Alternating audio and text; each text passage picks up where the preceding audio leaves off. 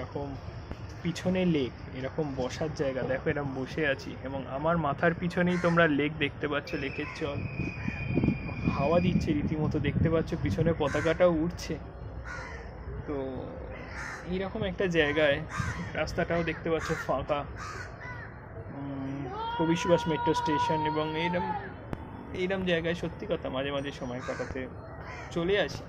বাইরে দিয়ে দেখতে পাচ্ছ গাড়িগুলো যাচ্ছে,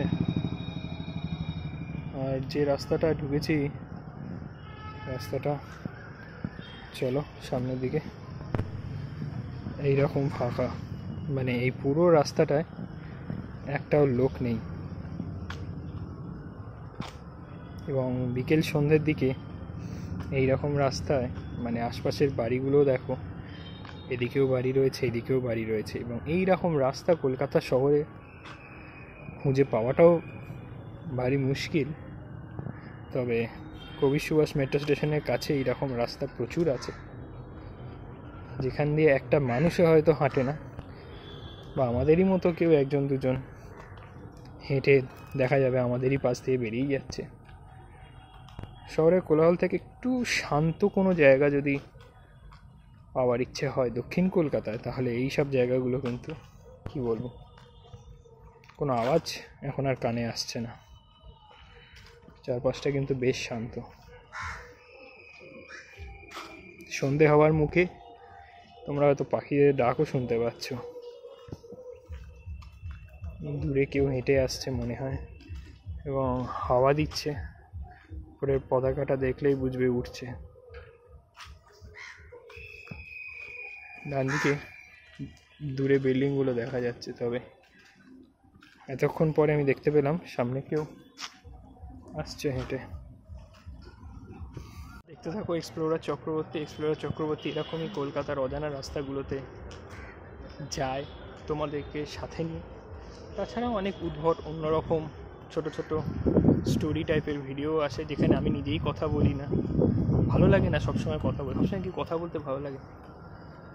সামনে একটা কুকুর শুয়ে আছে, খুব মন দিয়ে দেখছে যে আমি হাতটা তুলে কেন হাঁটছি, এবং দেখতে পাচ্ছ কুকুরটা হেঁটে হেঁটে আমাদের দিকেই আসছে, কিন্তু কারা আমরা সেটা বোঝার চেষ্টা করছে না। অ্যাকচুয়ালি সেটা না, ওকে খাবারের দিকে যাচ্ছে, ওখানে কেউ একজন খেতে দিয়েছে, হ্যাঁ যে খেতে দিয়েছে সেই এখানেই যাচ্ছে।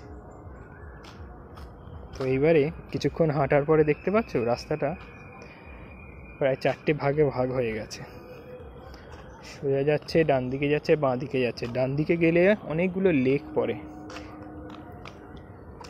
আর বাঁ দিকে গেলে কবি সুভাষ মেট্রো স্টেশন, একদম 1.5 মিনিট হাঁটা পথ।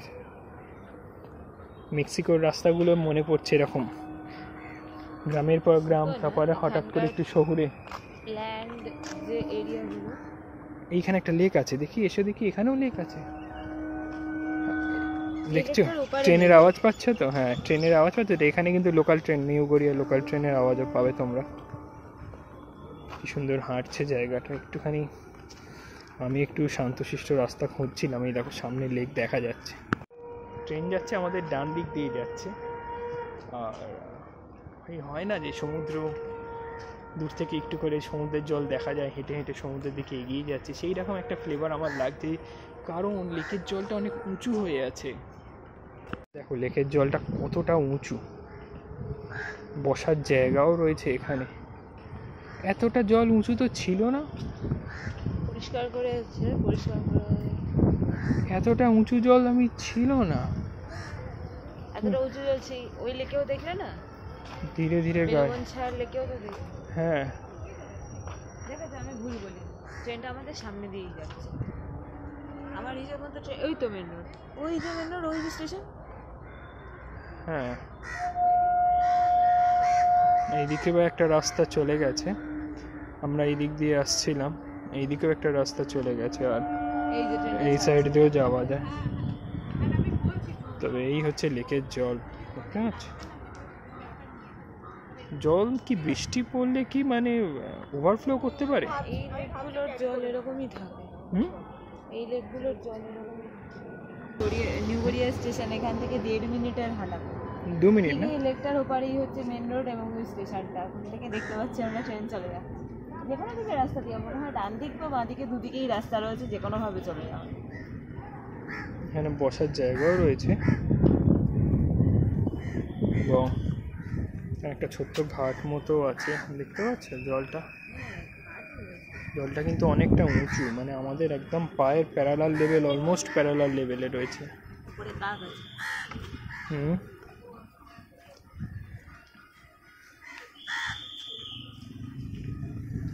জাস্ট এই জায়গাটা বসলাম এবং সত্যি কথা মানে একদম কবি সুভাষ মেট্রো স্টেশনের কাছে এরকম পিছনে লেক, এরকম বসার জায়গা, দেখো এরকম বসে আছি এবং আমার মাথার পিছনেই তোমরা লেক দেখতে পাচ্ছ, লেকের জল হাওয়া দিচ্ছে রীতিমতো, দেখতে পাচ্ছ পিছনে পতাকাটাও উঠছে।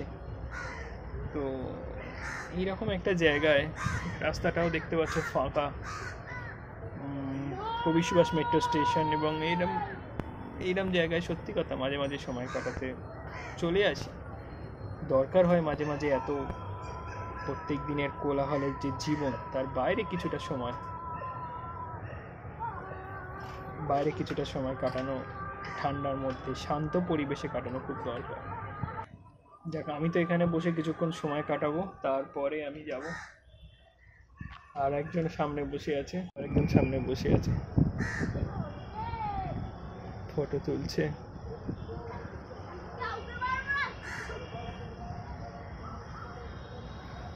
কিছুক্ষণ তো বসলাম, এবার উঠলাম। এই জায়গাটার একটা কেরল ভাইবস আছে আর কি, তাই না? একদম। ভাইবসটা কেন বলছি দেখো, আমি একটা নারকেল গাছের সামনে দাঁড়িয়ে আছি, উপর দিকে তাকালে না এই নারকেল গাছগুলো তোমরা পরপর দেখতে পাবে, এবং দূরে তাকালেও পুরো লেকটা যেটা দেখতে পাচ্ছ, সেই লেকটার চারপাশে না নারকেল গাছে ঘেরা। আমার ক্যামেরাটা অত ভালো নয় বলে আমি বোঝাতে পারছি না, তবে দেখতে পাচ্ছ নারকেল গাছগুলো, আর লেকটা বিশাল বড়। আর এইরকম একটা রাস্তা, বেশি কাছে যেও না, হ্যাঁ, এইরকম একটা রাস্তা, এদিক দিয়ে আমরা সোজা চলে যাব। আর আসছিলাম হেঁটে ওই দিক দিয়ে। কাক ডাকছে, এই যে পার্ক দেখতে পাচ্ছ, একটা শুনশান পার্ক, এখানে কাক ডাকছে তখন থেকে, আর একটা ছেলেও এখানে হেঁটে যাচ্ছে। তো জায়গাটা এরকমই সুন্দর, মানে সত্যি কথা একটা অদ্ভুত, আমার এত ভালো লাগলো জায়গাটা, তাই তোমাদের সাথে আমি শেয়ার করলাম। দেখতে থাকো এক্সপ্লোরার চক্রবর্তী, চলে যাবে এরম কলকাতার অদ্ভুত অজানা জায়গাগুলোতে। কি যাবো তো? একদম।